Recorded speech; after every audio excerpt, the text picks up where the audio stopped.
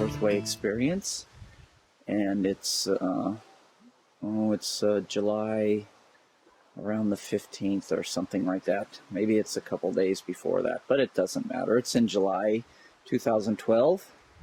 And you can see we've been bringing in lots of wood, ground up houses, actually recycled.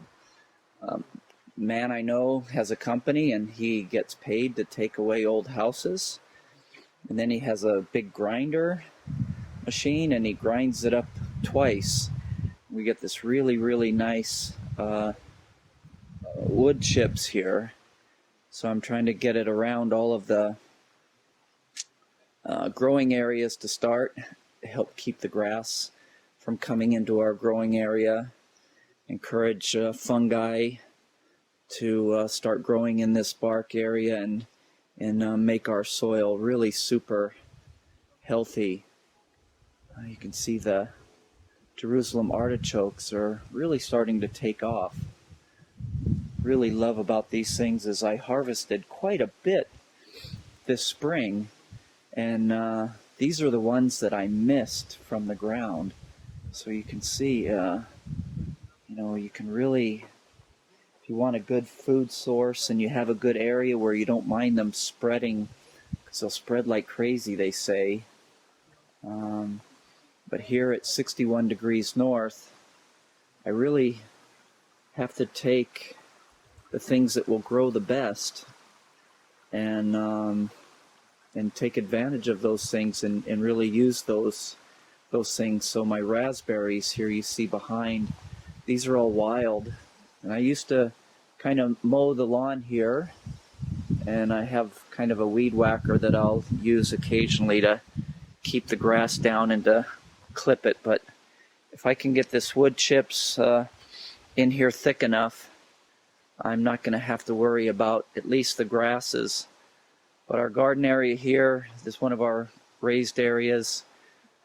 I'm kind of making the soil better this year, and we're getting a lot of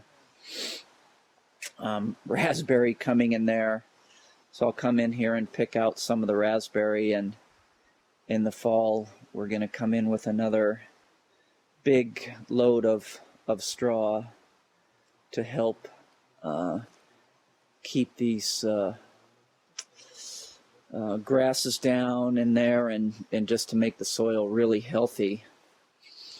I had a man here, Shannon, an American. He's in the South Sudan, and he told me about chai, and then I was reading, listening to Jeff Lawton talking, and he was talking about it as such a superfood. And I'm growing some sweetgrass here. It's a native plant. You burn it, and it's a incense. And this is the front of my cabin. But when Shannon left, when Shannon was here, he had a water bottle, and he was filling it up with his chai, and he was letting it sit for a couple hours, and then he would drink it. Well, when he left, thank you, Shannon, he forgot the bottle, and it sat there and it fermented, and it was really quite strong smell. It wasn't so nice. And I thought, gosh, I just read Sepp Holzer's book, Permaculture book, and he talked about getting apples and different things from the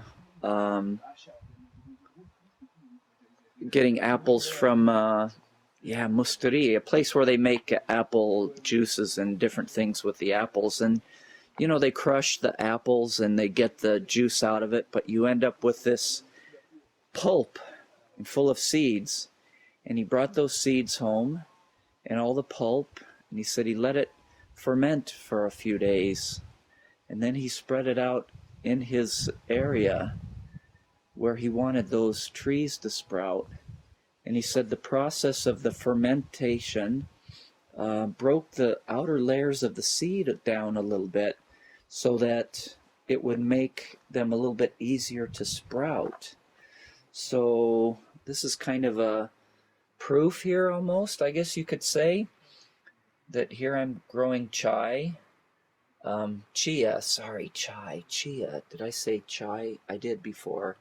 And this is straw that I put out. And then when I empty my coffee grounds, I put them out here, kind of spread them out a little bit, but they haven't been spread out here for a while. But just a little bit of stuff to help make the soil better. But here, this Chia superfood is growing quite well, 61 degrees north, and this will be also included on the August, the real update. Another 3 weeks. I hope our pumpkins and everything are going to be really going good. They're flowering now, and last year it was in August that they flowered. I had my little greenhouse at home where I started them, but now we've got a greenhouse here to help out. But this was just a little story about how things are going right now and about our Chia superfood experiment. Thank you for watching, and we hope you learned something.